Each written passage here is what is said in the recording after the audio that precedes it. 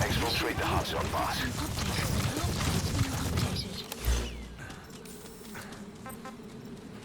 Support helicopter Roger. requested.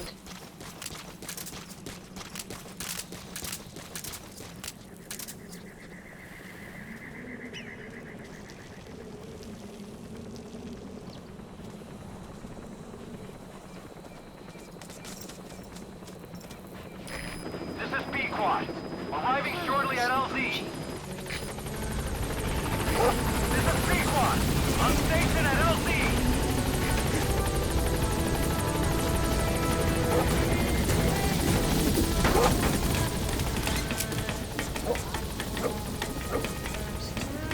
Gaining altitude.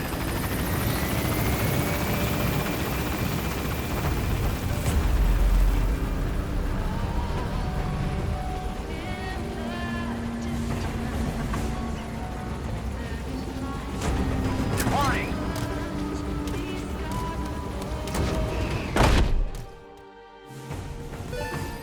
Extraction arrived at Mother Base. Mission complete, and how? They're gonna tell stories about this one, boss.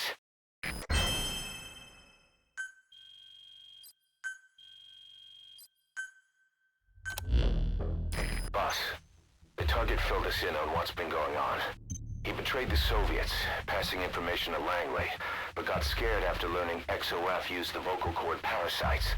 Then came feelings of guilt that his leaks sent comrades to their deaths, and fear that America might deploy such a weapon itself. But in reality, XOF and Langley don't have a collaborative relationship, and Skullface was not working for America. Still, I can't blame the man for being afraid.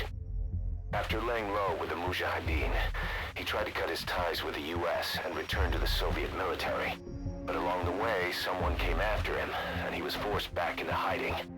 Could have been remnants of XOF looking to silence him. And you know the rest. He doesn't seem to know much about the parasites, but nevertheless, it'd be too dangerous to hand him over to Langley or the Soviets. We'll keep him here as originally planned.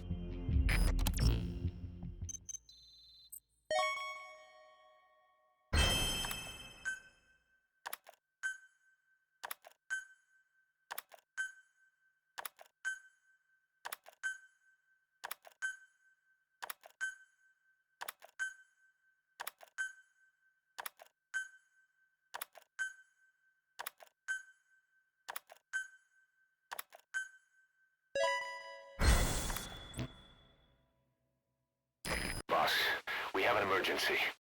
There's been another outbreak of the vocal cord parasites on the base. Several men are dead. It started in the laboratory on the quarantine platform where the radiation leak occurred. I'd only just deployed the security team. I've sent in a rescue team to help, but they haven't returned. Boss, I need you on this. Come back to Mother Base ASAP.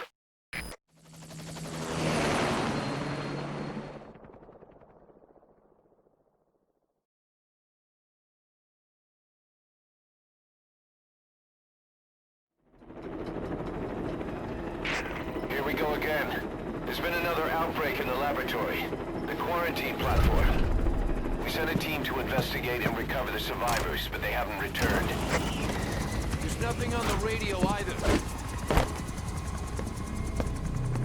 We got a backup team ready to go. Just give the order and I'll go alone. Boss, what are you... There's no need for that. We can't afford to lose anyone else. We have no idea what's going on in there. Exactly. Anyone still alive's at their breaking point. Last thing we need is another unit storming in. No telling how they'd react.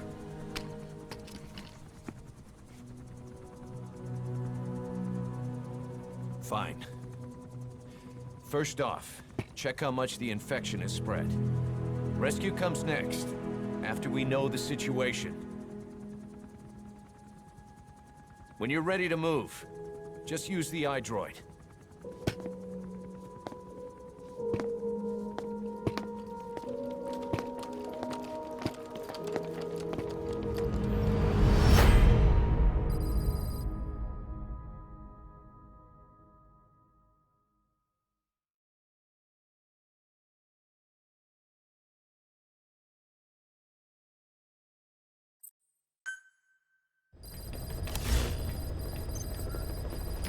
have no idea why the parasite has showed up again. I thought we took care of it. We need more information. Find out what's going on, boss. Select a mission on your iDroid.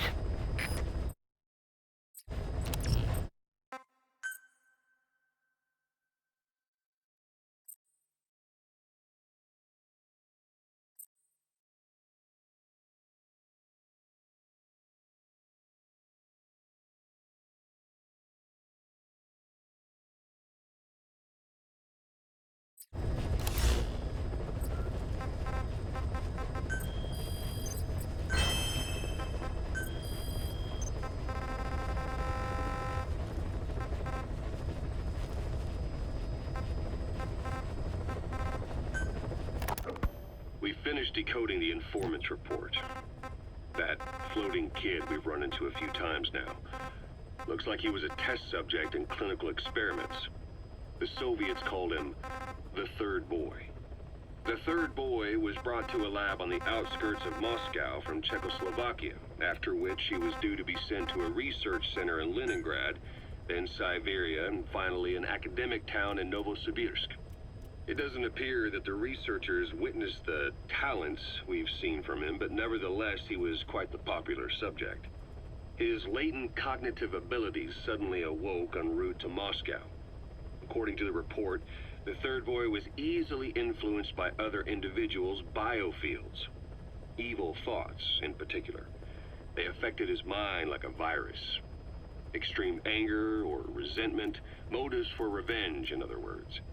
Now, during the transport flight to Moscow, the boy was exposed to a powerful mental energy field coming from a certain individual. Ever since, being conscious of his powers, he's become a sort of energy generator. What's unique about him is the way his acute telepathic abilities get taken over by another person's will. The boy began to physically parasitize individuals experiencing extreme anger and codify the host's desires.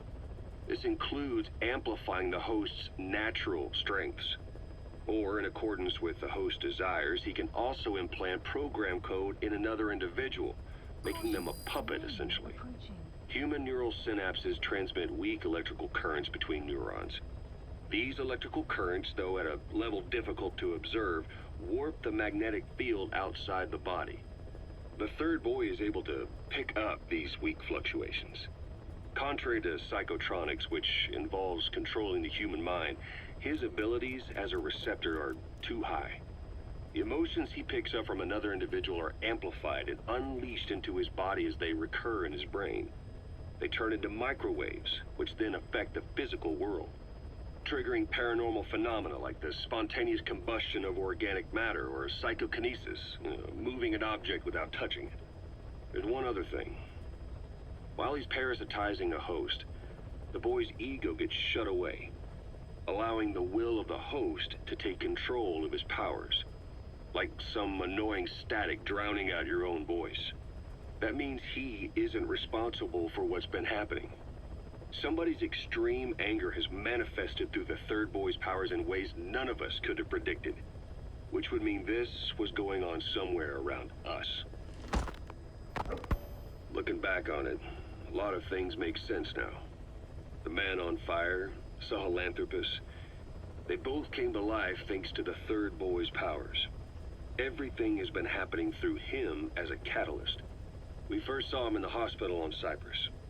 The boy parasitizing the Man on Fire's desire for revenge gave him his new abilities in return. He next appeared at the Hamid Fighters Fort where the honeybee was hidden. There, the boy parasitized Skullface's vengeful mind. He controlled Sahelanthropus, making it do whatever Skullface wanted. Same goes for when we extracted Emmerich onto the chopper. When he appeared at the Devil's House in Central Africa, Skullface's will controlled the Man on Fire via the Third Boy's powers. Everything is clear up to this point. But even the informant couldn't pinpoint who the host was in the cave within Serac power plant. Sahelanthropus suddenly became active, then crushed not only the Man on Fire, but Skullface as well. Surely neither of them could have been the host. Who else was at that location and bore anger more extreme than either of them? Whose will was controlling Sahelanthropus? According to the report, Emotions transmitted in children's brains affect the surrounding magnetic field more strongly. Cerebral nerves are covered with insulation called myelin sheaths to increase impulse speed. The reason for this leakage has to do with the fact that children's myelin sheaths are still developing. So, how many children do you remember being there? Children with a burning desire for revenge and bearing a grudge against you. I can think of only one. Eli. We don't know what kind of life he's had, but the resentment he's shown toward adults is nothing short of extraordinary. The third boy resonated with Eli's mind. And that means Eli bore the strongest animosity of all individuals within the boy's reception range, estimated to be a 3-mile radius, beating out even Volgin and Skullface. The third boy's probably remained hooked on Eli's anger since. You remember at the Devil's House, the third boy showed an interest in Shabani? That must have been his ego making a rare appearance. He may possess abilities far beyond anyone else in the world, but he's still a kid. Maybe them both being kids was enough to bring them together. And if so, maybe with Eli, he isn't feeding off him, but acting in symbiosis with him. So what kick-started the third boy's powers? If we look at the location and time that his plane went down, we can make a pretty good guess. When the plane experienced the first anomaly, it gave an accurate report of its position to a control tower, due north of the Black Sea, 125 miles east of Kiev. Dead south on the Black Sea is Cyprus's Green Line.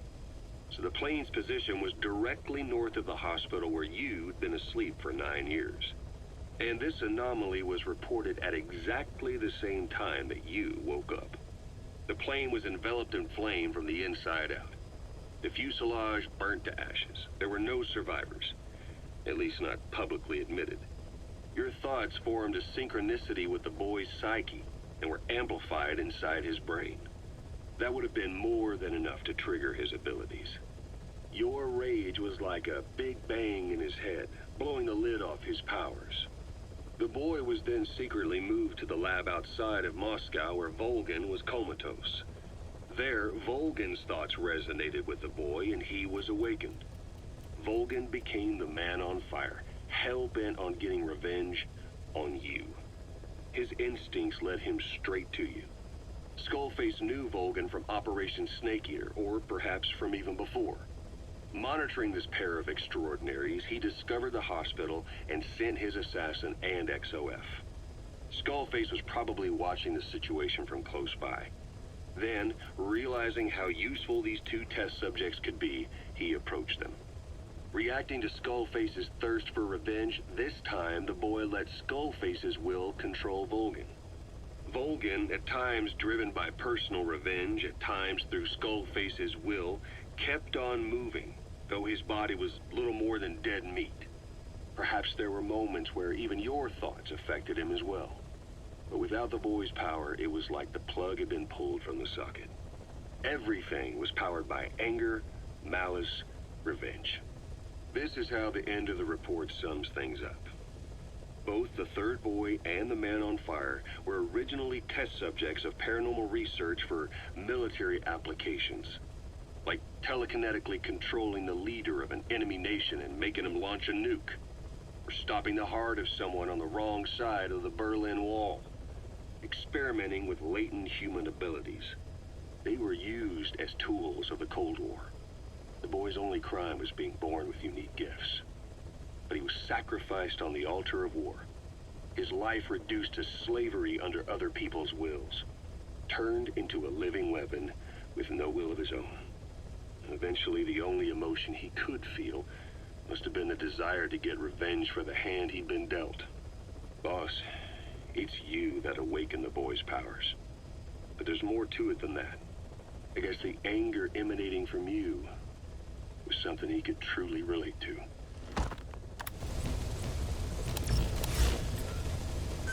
Please select a mission. Boss, we have another outbreak of the vocal cord parasite inside the quarantine platform's laboratory. Several men are dead.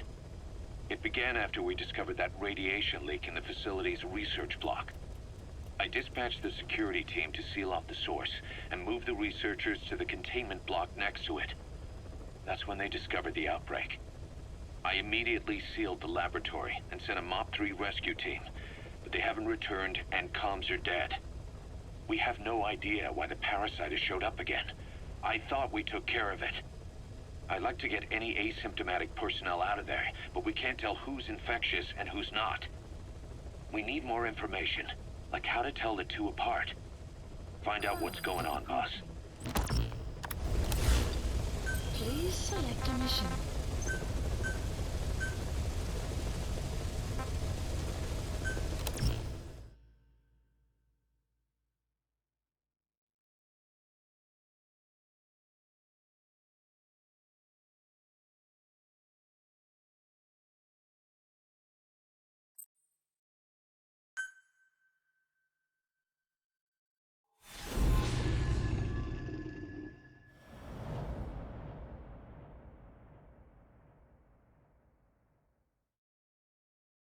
Boss, let's go over the situation again.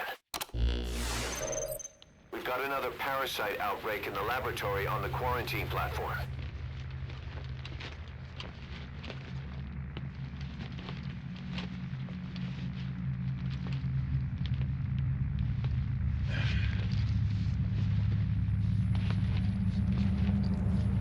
What is this? No idea.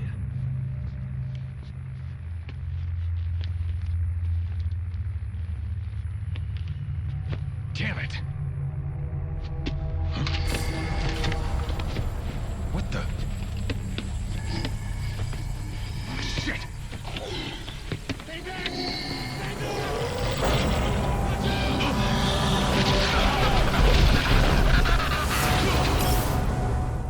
We've sealed all the exits to keep it from spreading. No one's getting out. One of the researchers inside managed to isolate the parasite behind the outbreak. He faxed over his findings. Code Talker's analyzing them now. Why this new outbreak, despite our inoculation? This is still unclear. Introducing the Wolbachia to the infected prevented symptoms during the last epidemic. The parasites lodge in the victim's throat, forming a mating pair. But the Wolbachia turns the male to female. Two females can neither copulate nor lay eggs. That's why the rescue team went in with more Wolbachia. But the outbreak still isn't under control. They should not be capable of laying eggs. Yet, we have a new outbreak. And the Wolbachia have no effect. I pray this is not some new strain. If it is, then someone may have brought it here. If there's a spy running around. For now, we must focus on discerning the outbreak mechanism. The cases show another alarming new development. It is now even more difficult to tell who is infected. The eggs propagate out of sight. No external symptoms. One who appears healthy may be dying on the inside. What the hell happened in there? Boss, I still can't raise the rescue team I sent in. We know how to proceed if we just knew how to ID the symptoms. Finding that out is part of your job in there.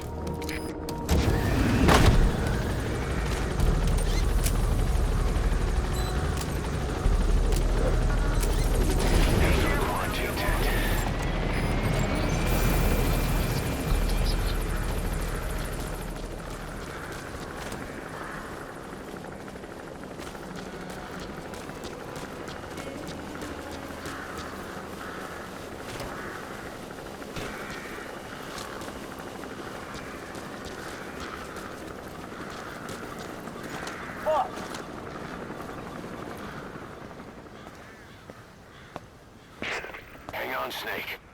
We've just had a transmission from inside. Here's the audio.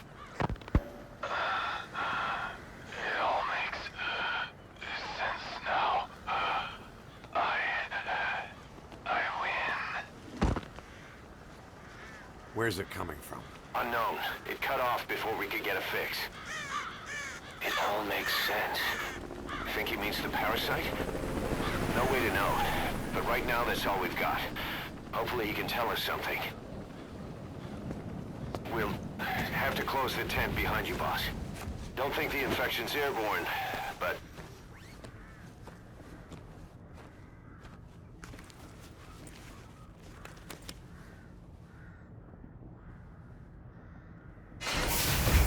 Find the source of that transmission, boss.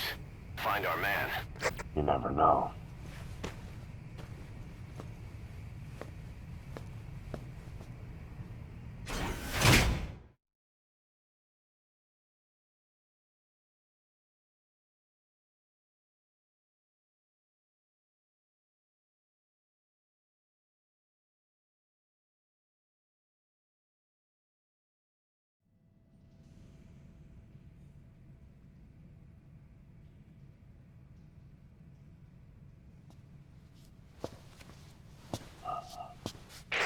What is it?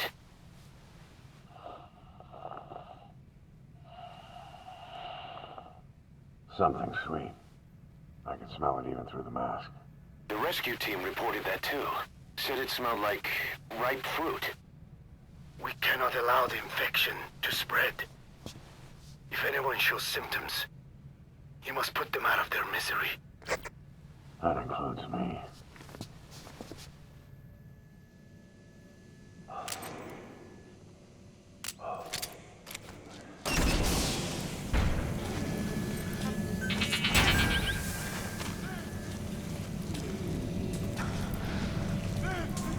Guess the parasites killed him. Don't touch him. He's covered in blood.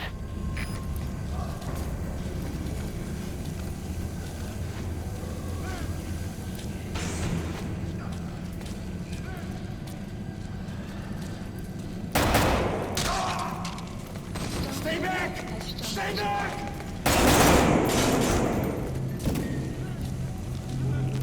He's got a mask. He's with the rescue team. And the guy from before. Analysis complete. Was that more of the message? We'll try to clean it up.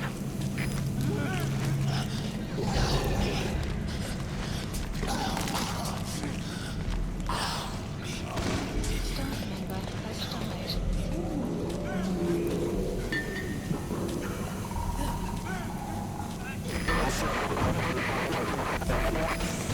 Another transmission.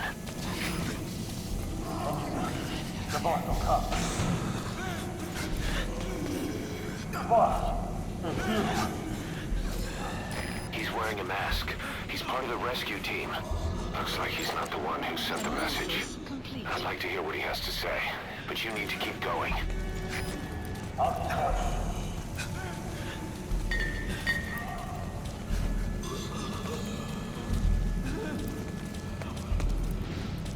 Step aside, boss. I just want to go outside. I can't die in this hell. I'm not infected. I can't be right if I am. I don't want to go out like this. Analysis complete. Staff member has died.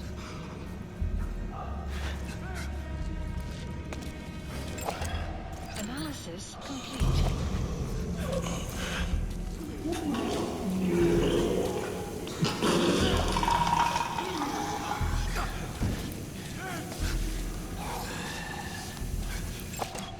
Analysis complete.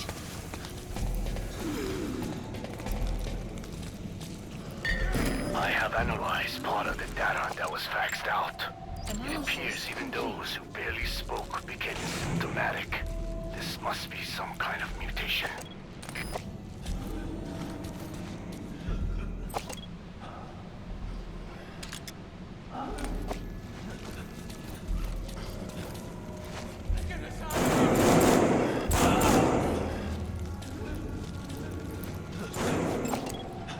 Analysis complete.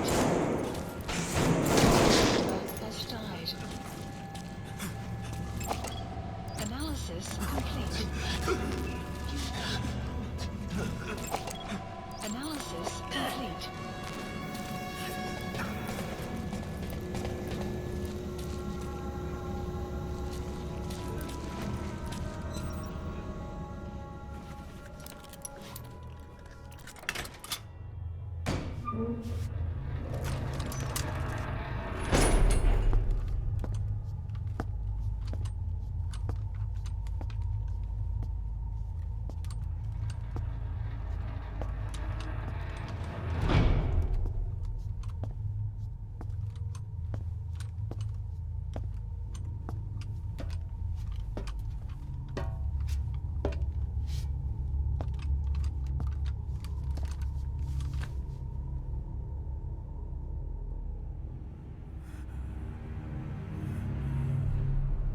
Boss, What the hell happened? at least you're okay. What's going on? I win. I'm no snail.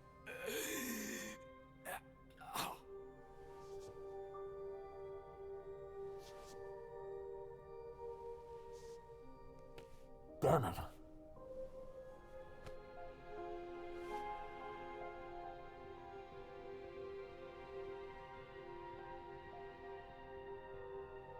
So he sent the transmission. Seems like he had a way of IDing who's symptomatic. But what was he trying to say? Snail. Yes, of course. It all makes sense now. Do not let anyone showing symptoms get outside. As infection progresses, it triggers an overwhelming urge to get out in the open. That's the parasite controlling them. Once outside, the birds will feed on infected bodies, spreading the parasite on land.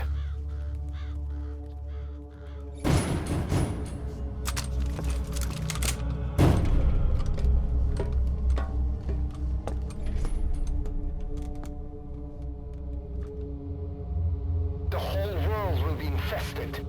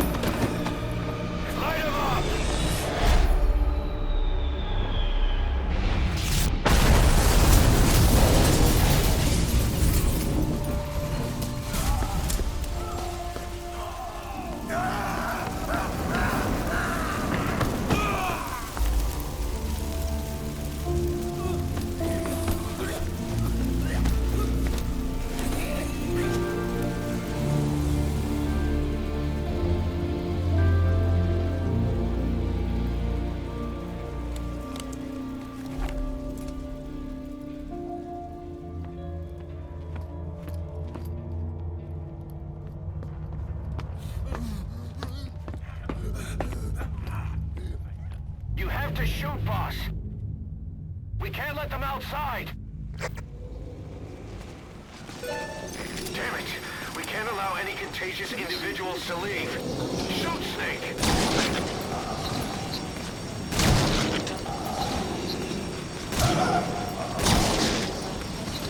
That's it. That's good. You still have those goggles. If you see a glow in someone's throat, that means they are infected. And all you can do is give them a quick death.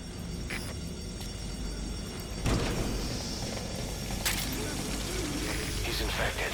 Kill him, boss. We can't save him now.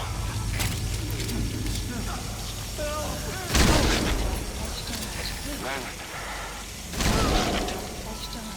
I'm sorry.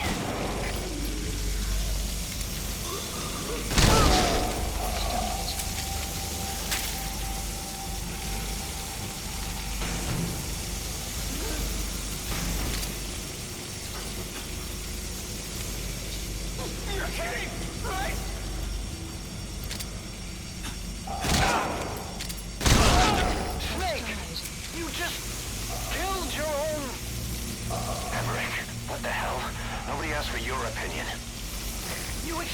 just stand by and watch this?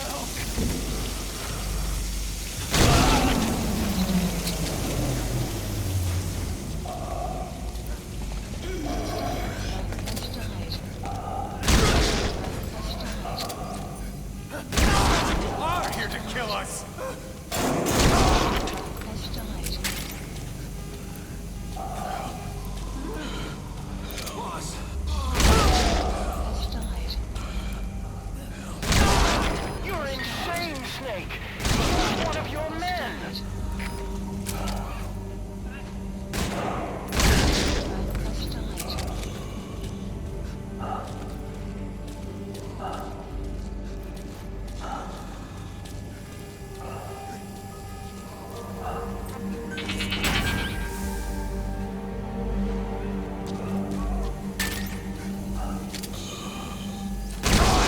You yourself said we're a family! Or was it all lies? Has died. Has died.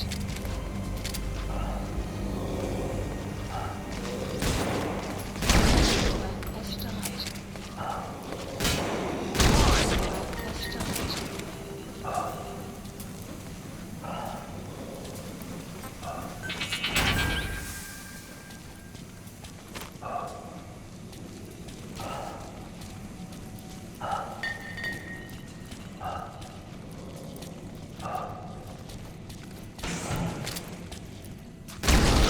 Shooting your own men!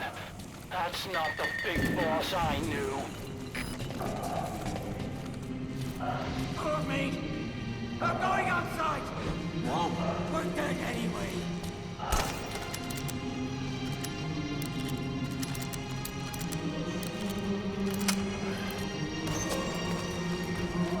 Boss! Boss! That's not the bosses. We live and die by your order, boss. Boss!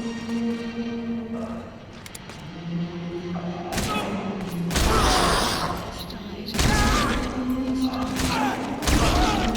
Has died.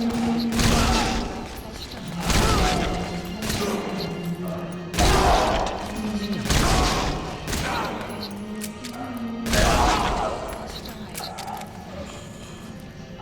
Hang on, boss. Is he wearing a mask? He might not be infected. Examine him with those goggles.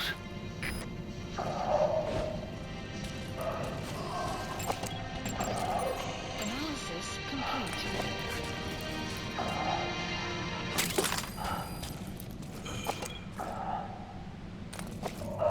Carry the rescue team member to the exit.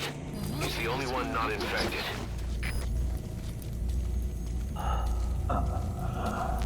Thank you, boss.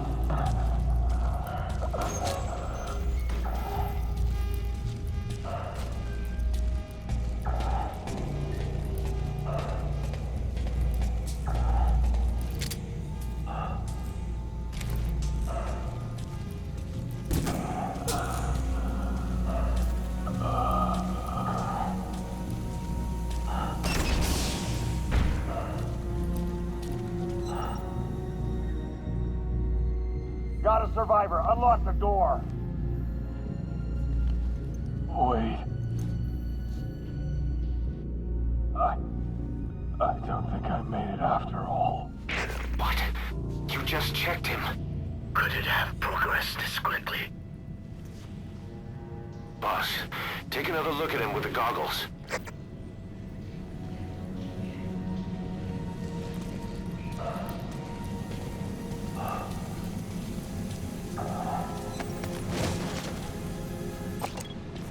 He is infected. I don't believe it. Maybe cutting through my wounds. They're waiting now. All of them. Do it.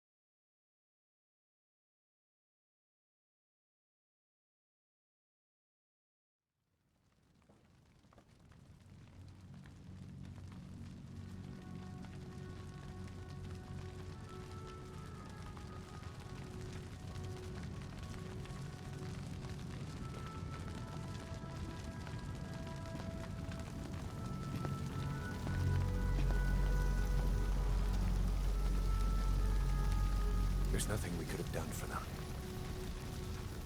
We're all grateful, boss.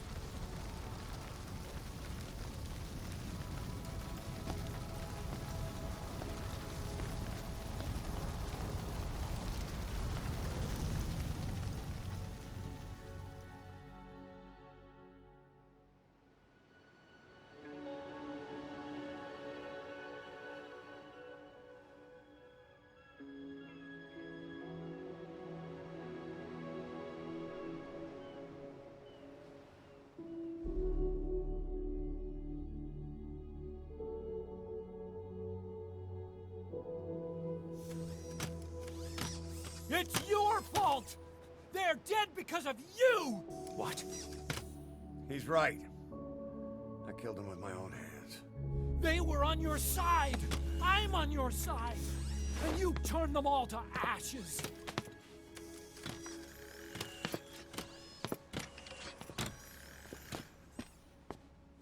They wanted you to shoot.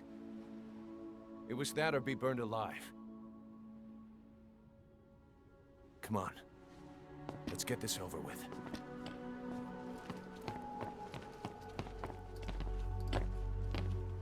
Wait.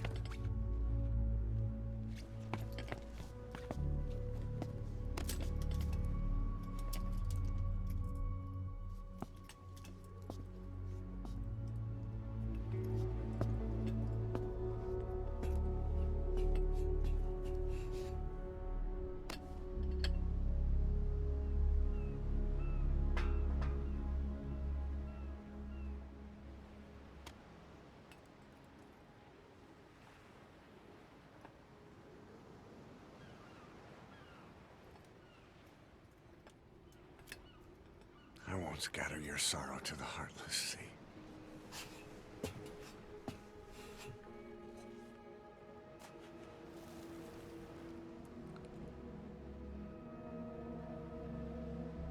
I will always be with you.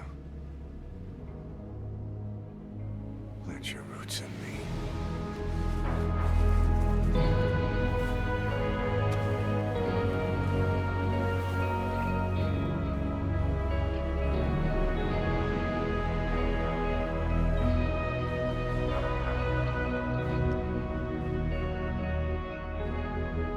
See you end as ashes.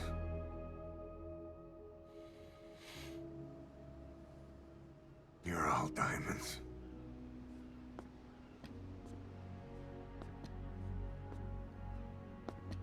We're not burying them at sea. What then?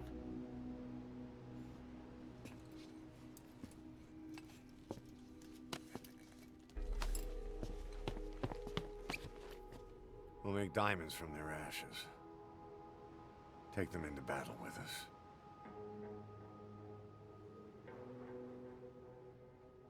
A shining light to our brothers in arms, even in death.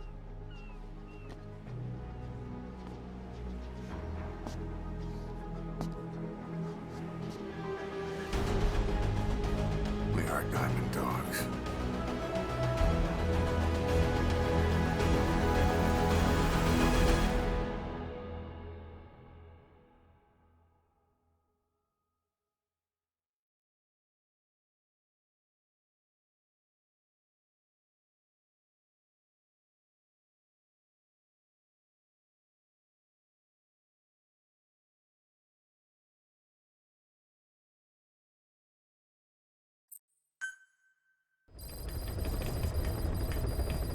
Mission list Boss. updated. I don't know how you do it. All I could do was obsess over revenge, doubting my comrades along the way. But even after all we've accomplished, the phantom pain never let up. If anything, it just got worse. But you understood that from the start, didn't you? From the moment you opened your eyes in that hospital, you knew it wouldn't go away. That you've been fighting the pain and confronting your phantoms the whole time. Knowing full well the battle would never end, not till the day you die. I respect that now, more than ever. It's an honor and a privilege, Big Boss.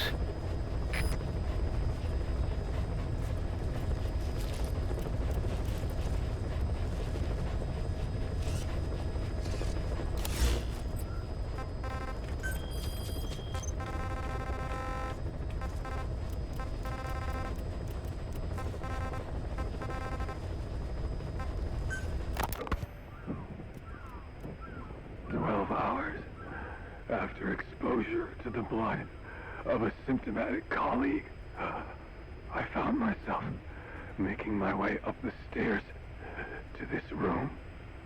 And I am not alone.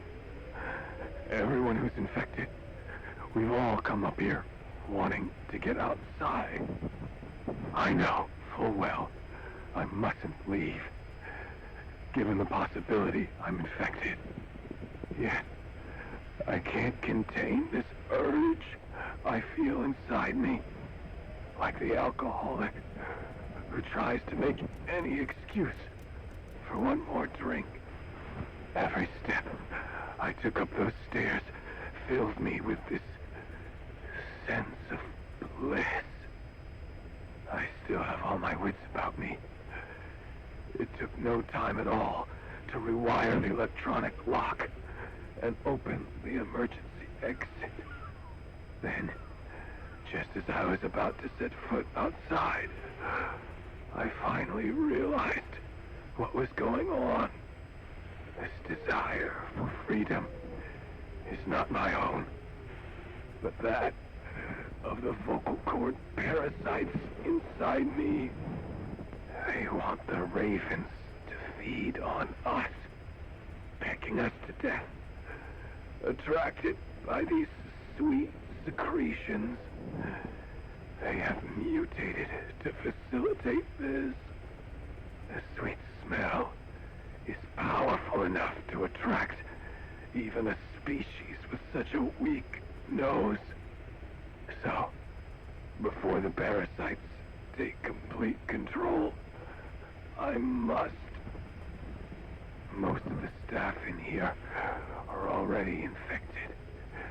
At least, everyone I've looked at is. Infection with this parasite causes a high fever in the pharynx. I have modified a pair of night vision goggles to react only to this temperature range.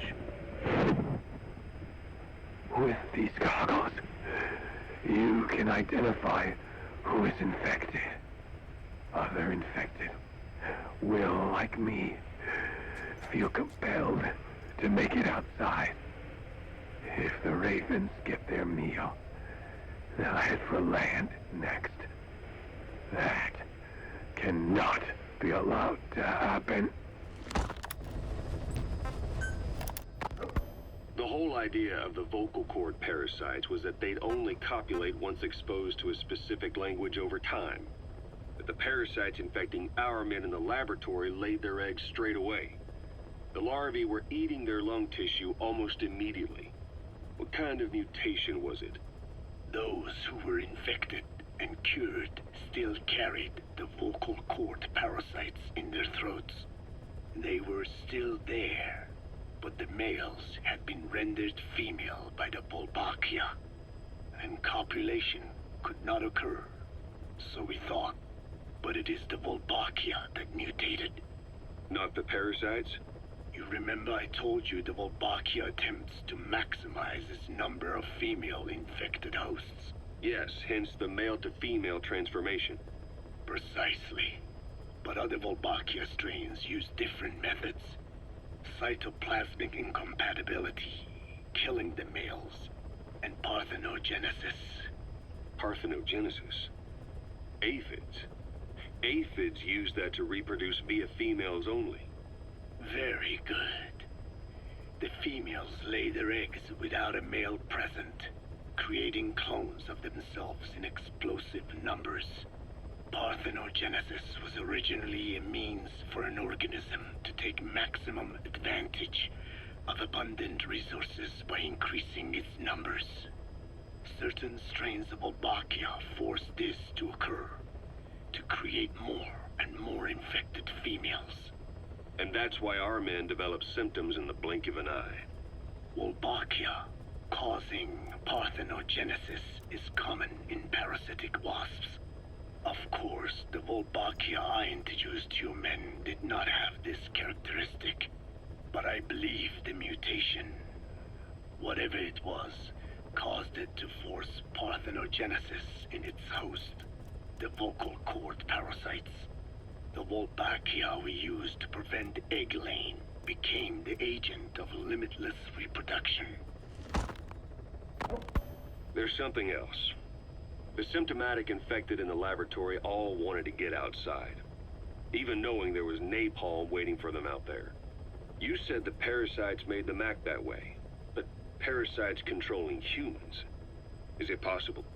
Parasites altering the host's behavior is a common occurrence in the world of nature. Long ago, the vocal cord parasites had this ability, but even I never foresaw they might control humans. Until I heard the things your man said. You mean the researcher on the top floor? The bit about, I'm not a snail. Yes. Among parasitic worms, there is a genus called Leucochloridium that uses snails as intermediary hosts. As you know, snails prefer dark, gloomy environments. But once parasitized by Leucochloridium, they desire to be in the light. And that is not all. The parasitic worms thrust themselves into the snail's antennae, making them swell to abnormal size. The snail, meanwhile, frantically wiggles his antennae as the parasites squirm inside. The swollen, wriggling antennae soon resemble caterpillars. I don't get it. It is so they can be eaten by birds. Leucochloridium needs a bird as its definitive host. To breed, they require their snail host to be snapped up by a predator. So they make the humble snail appear to be a delicious caterpillar and lead it to somewhere in open sight. So you mean the staff trying to get outside was so the birds could pick at them. The parasites altered their mental state, making them crave higher places and to be outdoors. I can only surmise that both the Wolbachia and the parasites mutated before the ancestors of the vocal cord parasites infected humans. Their hosts were birds. What we saw in the laboratory was some throwback to that time. The parasites attempting to make birds their intermediary hosts. It sounds insane. A praying mantis that is host to a parasitic hairworm will dive into water and drown itself, just so the hairworm can lay its eggs in water. Rats infected with Toxoplasma gondii lose their instinctive caution and run right up to cats. Just some of the many ways parasites control the host. But we're humans. Surely our minds are too complex for that. I thought just the same. Free will is what makes us human, so it never occurred to me that the parasites could be controlling the symptomatic. But the mood, the will of a person can be easily affected by the balance of their cerebral substances. Take the Toxoplasma I mentioned. It does infect humans, and it is thought the infected develop a more reckless attitude. But to think that mutations occurred in both the Wolbachia and its parasite hosts. Your observation is most apt. Both mutations occurring at once indicates the presence of a powerful mutagen. I see. Keep working on narrowing down what it was.